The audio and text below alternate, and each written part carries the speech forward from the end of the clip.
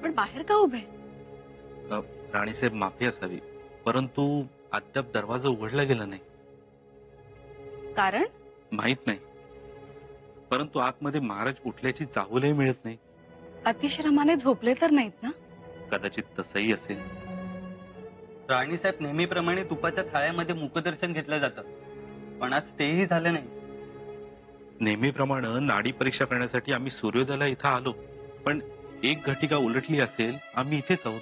आपण त्यांना हाक मारली? हाक मारायचे होते मनात, परंतु उगीच झोपमोड होईल म्हणून नाही उठवलं. आणि तसेही महाराज सूर्योदयापूर्वी 2 घटका उठलेले असतात.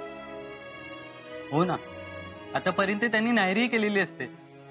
उलट न्यायरीला उशीर झाला तर मला म्हणतात, यजबा न्यायरीला उशीर का रे झाला? पण आज दरवाजा का उघडला नाही? आता ते कसं कळावं? कितीही दमले किंवा मोहिमेवरून जरी आले तरी एवढा वेळ झोप शक्यच नाही. महाराज, महाराज दरवाजा उघडा. राणीसाहेब माफी असावी, महाराजांची प्रकृती तर ठीक आहे ना? प्रकृतीचं काय? काहीच तक्रार नाही. नाही, रात्री आपल्यापाशी बोलताना काही अस्वस्थपणा जाणवला होता की काही दुखतंय खुपतंय असं काही म्हणाले होते? काहीच नाही. महाराज, महाराज दरवाजा उघडा. महाराज, महाराज दरवाजा उघडा. महाराज, येसू लवकर द्या न्याहारी, आम्हाला भूकही लागलीये आणि पाली गावातला एक तंटा बखेडा आलाय, त्याचा खटला भरवलाय. आम्ही निघायला हवं. घ्या, निर्मळ खा. तुम्ही करा ना आमच्या बरोबर न्याहारी. आम्ही आणि न्याहारी? अहो, बघितलं तर लोक काय म्हणतील? काय म्हणणार? म्हणतील नवरा बायको एकत्रित न्याहारी करतायत म्हणून. तसं नाही म्हणणार. म्हणतील, बघा नवऱ्याच्या बरोबर मांडीला मांडी लावून न्याहारी करू लागली. नको. खांद्याला खांदा लावून काम करताना एवढं कुलमुखत्यार पद सांभाळता, मग मांडीला मांडी लावून बसलं तर बिघडलं कुठं? तुम्ही घ्या न्याहारी करून. तुम्ही काही बोलायला ऐकायचं नाही आम्हाला. आम्ही मनापासून बोलतो आणि मन लावून खातोही. बाकी बेत झकास जमवलाय. तुमच्या आवडीचं केलंय. गरमागरम लापशी सुद्धा आहे. युवराज, माफी असावी, महाराजांना बरं वाटत नाहीये. धाकट्या राणी साहेबांनी लगोलग बोलवलंय. बरं वाटत नाही?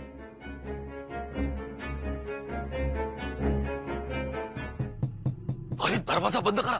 अरे बंद करा दरवाजा.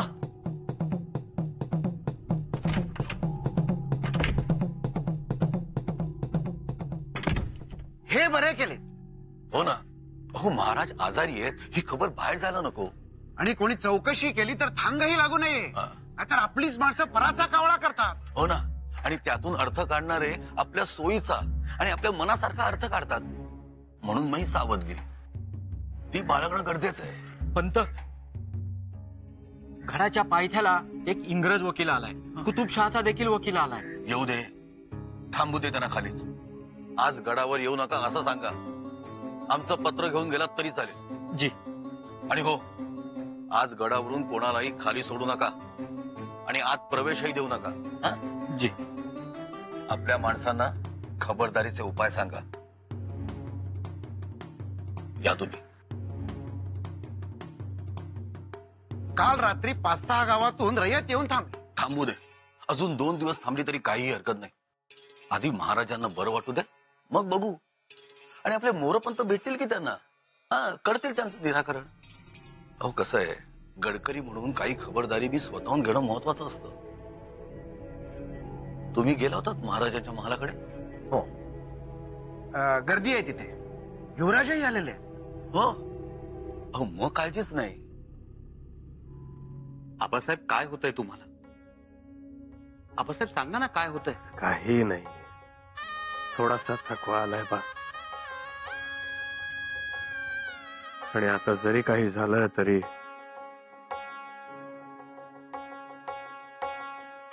तुम्ही आहात ना. तरी कधीपासून बरं वाटत नाहीये. रात्रीच्या पहिल्या प्रहरापासून.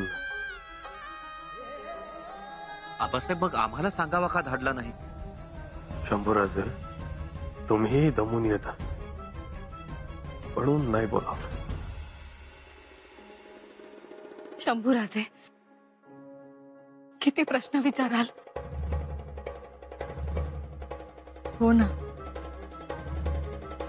शिवाय त्यांना दमही लागतो आणि त्यांना थकवाही जाणवतो, अशक्तपणाही जाणवतोय त्यांना. बघा ना, डोळे सुद्धा किती खोल गेले. तेच तर म्हणतो आहोत आम्ही मातोश्री. वेळीच कळलं असतं तर लगेच उपचार सुरू करता आले असते. युवराज, जरा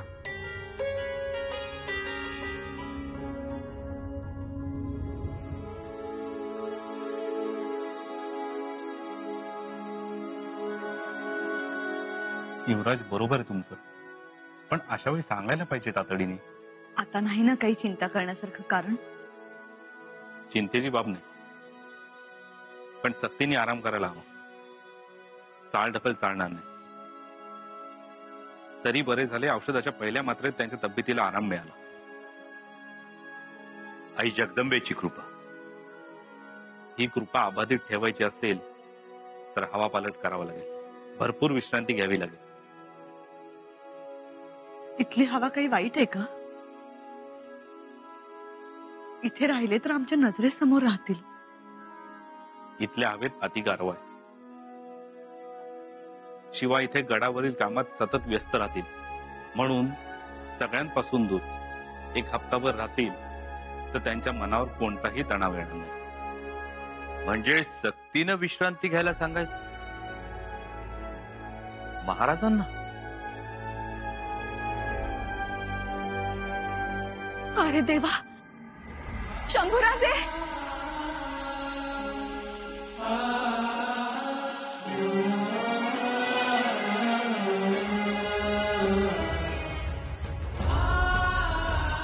गेले ग्लानीत पुन्हा. पण चिंतेची बाब नाही, ही ग्लानी त्यांना अतितत्वेतून आली, म्हणून हवा पालट. हवा पालट हे उत्तम औषध आहे महाराजांच्या तब्येतीला. आम्ही विचार करतो आणि मग सांगतो. लवकर सांगा, विलंब नका करू. होय.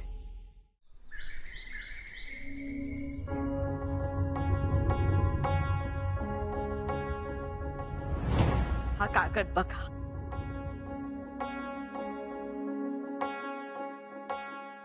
हे तर राऊसाहेबांचं रोखे पत्र. आपण यास रोखे पत्र म्हणा, पण आम्ही यास एका आईने आपल्या मुलासाठी करून ठेवलेली तजवीज समजतो.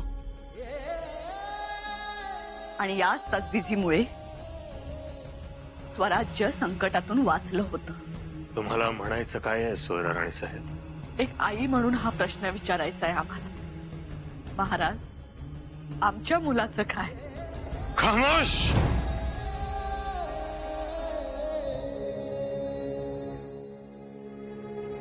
महाराजांसाठी मुगाची खिचडी आणि वरीची पेज बनवायला सांगितलंय. ते योग्य केलं. वरीची पेज सुरमट असेल तर बरी. जी, सुरमटच बनवायला सांगितली. थोरल्याबाई साहेब, महाराज आजारी आहेत ऐकल्यावर आमचं काळीच लखकन हल्लं हो. म्हटलं हे काय, ह्याआधी महाराज कधीच आजारी पडले नाही. हो ना, कधी साधा खोकला नाही, कधी डोकं दुखलं नाही का साधा तापही आला नाही, कधीच नाही. पहिल्यांदा त्यांना अंथरुणावर पडलेलं बघितलं आम्ही. आम्हाला तर फार वाईट वाटलं होतं. पण राजवैद्यांनी निर्वाळा दिला तेव्हा कुठे बरं वाटलं. तुमचं काल काही बोलणं झालं का? हा, आपण महाराजांच्या महाली होता. होतो खरा, पण मोघमच बोलणं झालं होतं आमच्यात.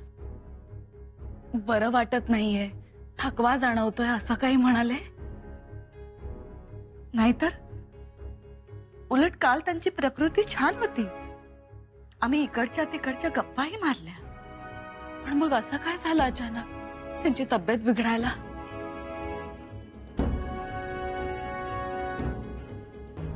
काहीतरी ताण आला असेल.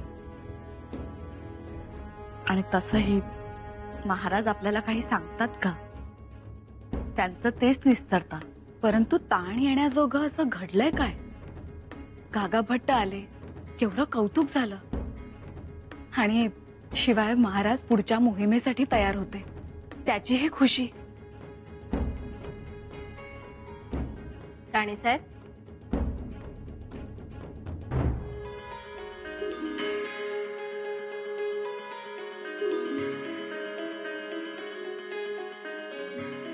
थोरल्याबाई साहेब, आम्ही जाऊन येतो. 2 घास पोटात गेले तर तेवढाच आधार वाटेल स्वारींना. नाहीतर असेच बसून राहायचे. स्वतःहून काही मागणार नाही आणि काही खाणारही नाही. आलोच आम्ही.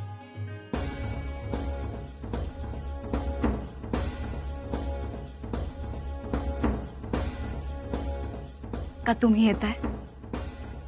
नाही, नको. चला, तुम्ही आलात तर 2 घास जास्त खातील महाराज. काय हो धाकट्याबाई,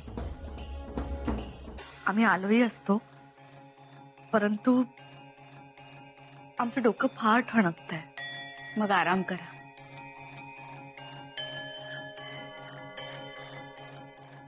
देवा, महाराजांचं आजारपण आमच्यामुळे तर नाही ना उद्भवलं.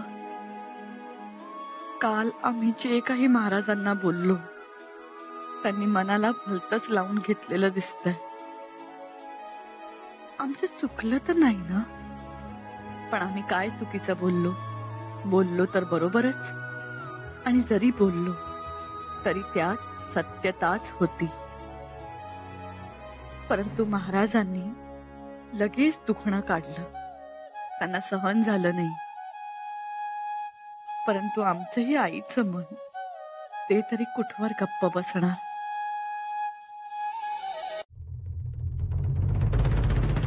कशी आहे आता तब्येत? आता आराम पडलाय. वरीची पेज घेतली, मुगाची खिचडीही खाल्ली 2 घास, आणि आता जरा डोळा लागलाय. तो माझे तर धाबेच जण आणले होते. हो ना. अहो, महाराज आजारी म्हणजे नवलच नाही का? मी तर जसं बघत आलोय तसं महाराज कधीही आजारी पडलेले नाही. अहो, साधा टचका देखील नाही. असं कसं?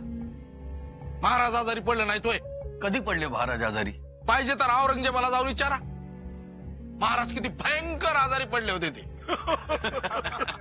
हे मात्र खरे. एवढे आजारी पडले होते की अख्खा आग्रा हातरून गेला होता.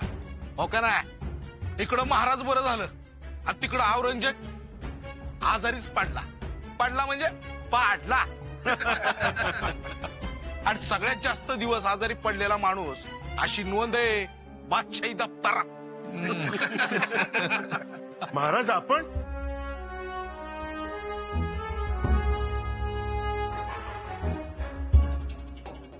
महाराज, आपण आणि सदरेवर काय आवश्यकता होती सदरेवर यायची? 2 मजकूर तयार करावयाचे होते. एक मादंडांसाठी आणि एक अक्कांडांसाठी.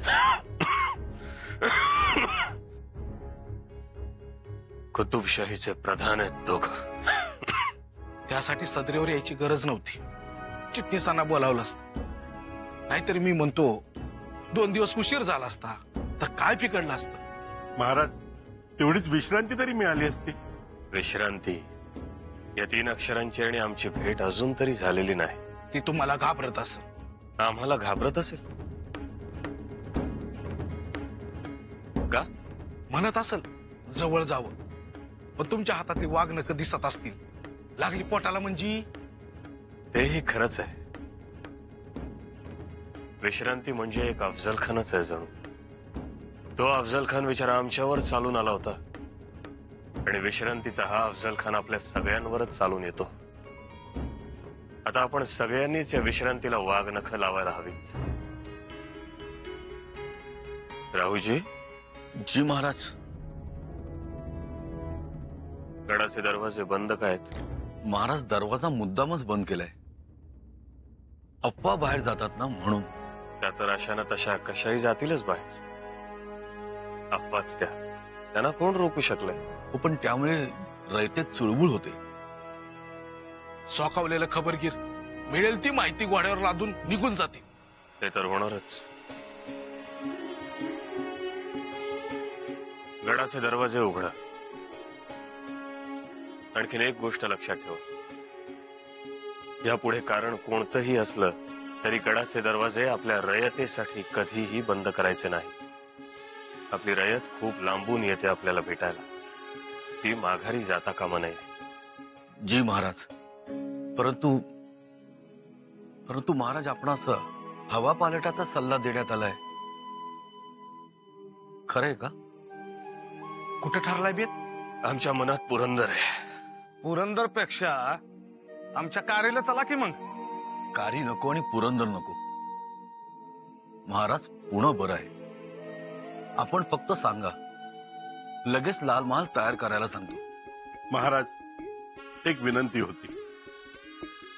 आपण अजिंक्य तारावर जावे. तिथले वातावरणही उत्तम आहे आणि स्वराज्यात नव्यानेच आलेला किल्ला आहे आणि आपले पाय लागतील. अजिंक्य तारा हा आम्हासही योग्य वाटतं. मग तळबीड काय वाईट आहे? आम्ही अजिंक्य ताऱ्यालाच जातो, म्हणजे आजूबाजूच्या प्रदेशावर नजरही टाकता येईल. चंदनवदन, पांडवगड, नांदगिरीचा किल्ला, महिमानगड, पासोटा या सगळ्याच किल्ल्यांची बांधणी देखील करायला हवी. तानाजी पंत, जी, अजिंक्य ताऱ्यावर निरोप पाठवा. म्हणावं, हवा पालटासाठी आम्ही तिथे येतो आहोत.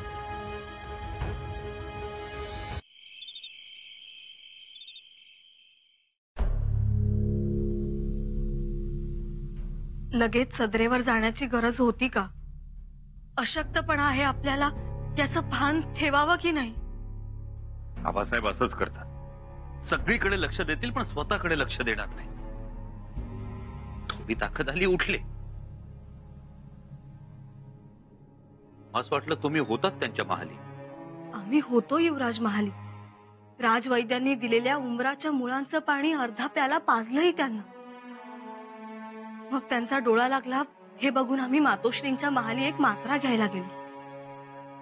मात्रा घेऊन आलो आणि बघतो तर आबासाहेब महालात नाही. आबासाहेब सदरेवर गेले, दरवाजा उघडायला लावला. म्हणजे जग इकडचं तिकडं झालं तरी चालेल, पण रयत डोळ्यासमोर पाहिजे.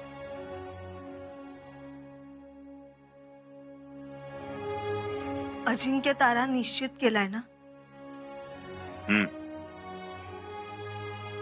पण येसू आमच्या मनात शंकाच आहे.